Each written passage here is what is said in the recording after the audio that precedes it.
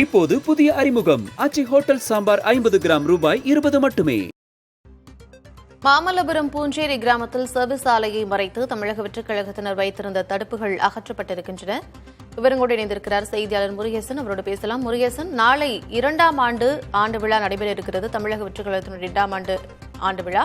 இந்நிலையில் அந்த சர்வீஸ் ஆலையை மறைத்து வைத்திருந்த தடுப்புகளை அவர்கள் அகற்றியிருக்கிறார்கள். எதற்காக அகற்றியிருக்கிறார்கள்? என்ன நடக்கிறது? ஏற்பாடுகள் எப்படி இருக்கு?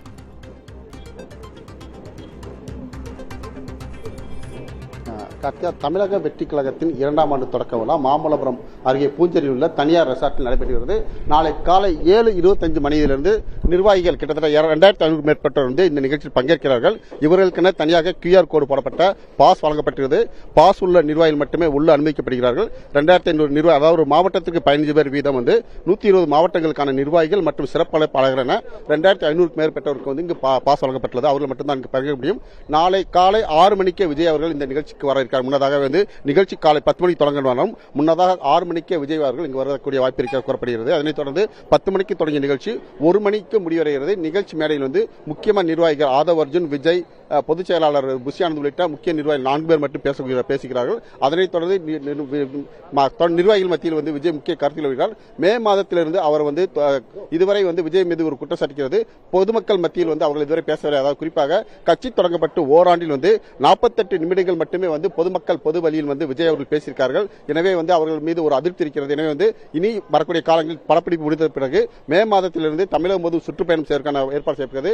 மாதத்திற்கு 2 நிகழ்ச்சிகள் வீதம் வந்து தமிழகம் முழுவதும் சுற்றுப்பயணம் மேற்கொள்வதற்கான திட்டங்களை வந்து ஆதவ் அர்ஜுன் வகுத்துக் கொடுக்கிறார். அதற்கான ஏற்பாடுகளையும் செய்வதற்கான உத்தரவுகளையும் வந்து நாளை விஜய் வெளிப்படுத்துவார். இந்த சூழலில் தான் வந்து நாளை நடப்பதற்கான நிகழ்ச்சிக்கான ஏற்பாடுகள் வந்து இங்கு நடைபெற்று வரும் சூழ்நிலையில், அதாவது மாமல்லபுரம் சர்வீஸ் சாலையில் வந்து பார்த்தீங்கன்னா வந்து இங்கு பல குடியிருப்புகள், அடுக்குமாடி குடியிருப்பு இருக்கிறது. அதே போன்று இருளர்கள் வசிக்கக்கூடிய பகுதியும் இருக்கிறது. இந்த சர்வீஸ் சாலை வந்து தற்போது புதிதாக போடப்பட்டது இந்த பகுதி மக்களுக்காக. இந்த சாலையை மறித்து இந்த இடத்துல எல்லாம் வந்து நிர்வாகிகள் அத்துமீறி உள்ளே வந்துவிடக்கூடாது என்பதற்காக வந்து சர்வீஸ் சாலை மறைத்து தடுப்புகள் அமைக்கப்பட்டிருந்தது.